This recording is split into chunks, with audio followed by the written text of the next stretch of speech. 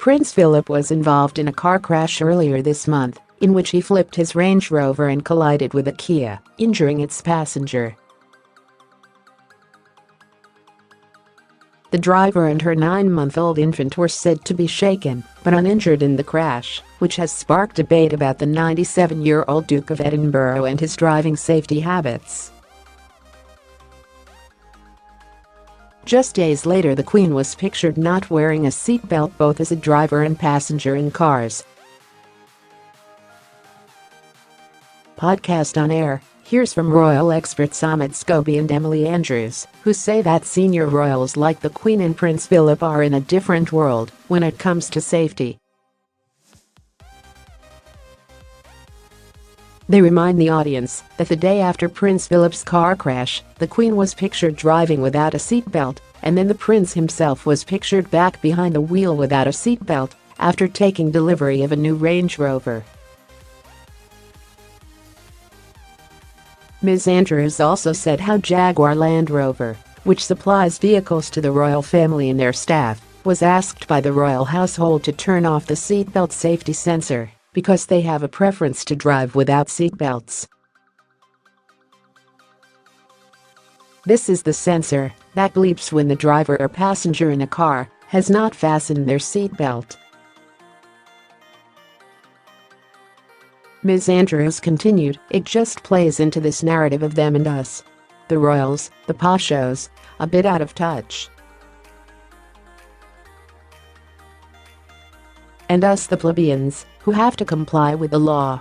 Mr. Scobie agreed this incident was a reminder that actually, they're in a totally different world. Ms Andrews added, "To drive without a seatbelt on, which is against UK law, the Duke of Edinburgh, if he'd been an ordinary member of the public, Norfolk Police would have potentially fined him £500 for driving without a seatbelt. Had he been a member of the public, you can bet your bottom dollar that they would have been fined."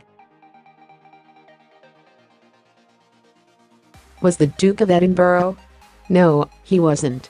He was just given words of advice and asked to take an eye test. He's not being treated like a normal person.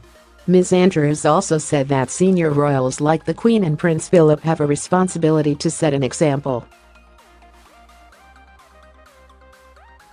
She added, "The chairman of the British Safety Council said to me yesterday, if you were in an iconic position, in a leadership position, which all members of the royal family are, but particularly the most senior, the Queen and Prince Philip, you do have a social responsibility to make sure you obey UK law.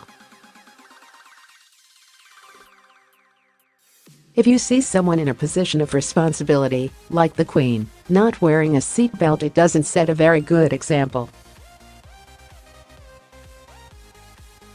Mr. Scobie added, "One could argue, one man in a car by himself without a seatbelt, is that really a bad thing? Other than breaking the law? But actually, when you speak to experts, the danger to other drivers on the road is actually quite serious. Because the second you have that collision, you lose control of the car without a seatbelt. It's effectively an unmanned car because that seatbelt holds you in."